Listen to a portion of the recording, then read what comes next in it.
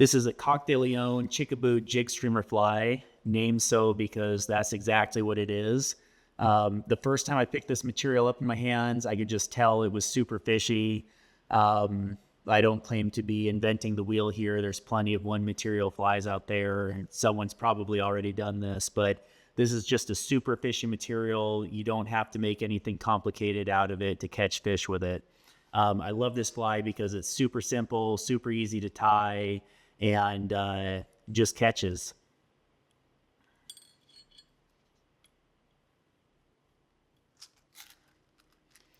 So I'm using a Fulling Mill 5130 jig course long, size 8.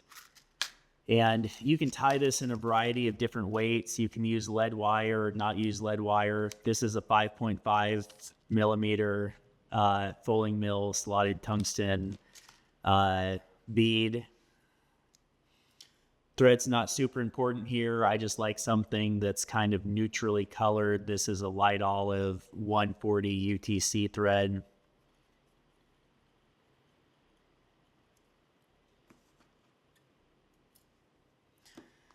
And then the way that we're going to build this fly is we're going to start with a Chickabou tail. Then we're going to tie in a few feathers from the base, which are kind of smaller feathers. And then we're going to tie in a few longer feathers from just below where the Chickabou starts.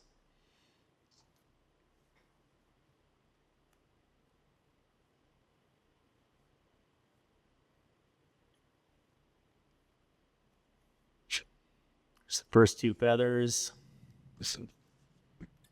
clip them if you want. Lay down a nice thread base.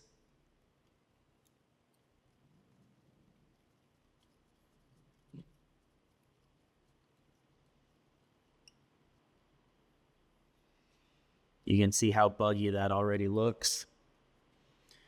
I'm going to take two feathers again from the base of the Chickabou patch, and the key with that selection is they're going to be kind of shorter feathers. So what we're going to do is we're going to build taper as we move up the fly. I'm going to tie those in by the tips.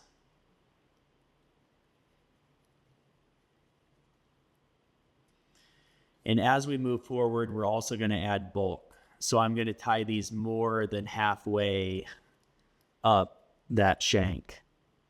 It's fine to kind of have some space in between wraps.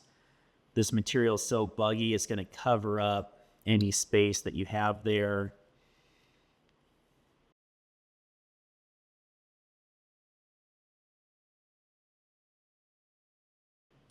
And then as you approach your ending point, it's fine to have a little bit of that after shaft fluff in there.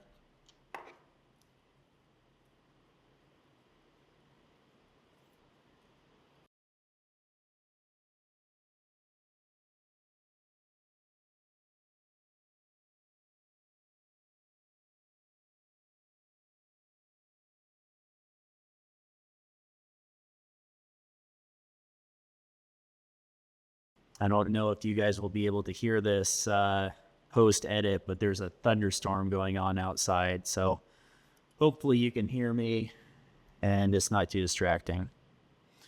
Now what I'm going to do is tie in those longer feathers. Usually I'll just do 2 of the bigger ones from that same skin. In this case, I'm also going to tie in one of a different shade to add a little bit of modeling and some depth of color. And I'm just going to bury that in between the 2 other feathers. Try and align them. Grab them by the tips.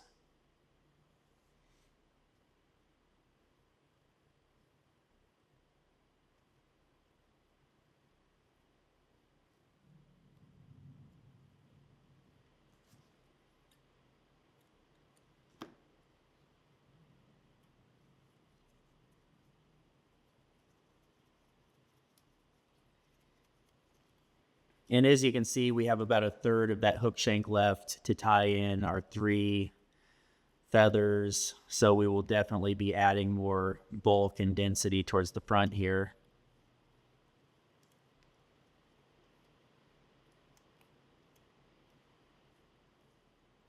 And you don't want too much bulk because you don't want it to not sink, basically.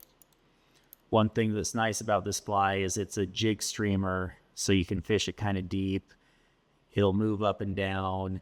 And if you put too much material on, it keeps the fly from doing that.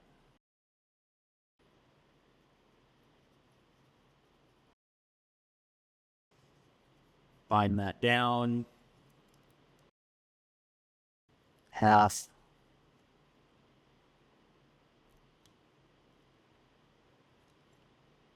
Hand whip.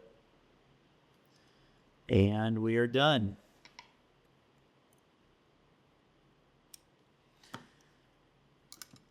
This is a fly that's newer to my arsenal, but it's worked great out of the gate, so I have no problem letting people know about it. Thanks. And I wish we were chasing waterfalls somewhere in North Carolina. And I wish I was home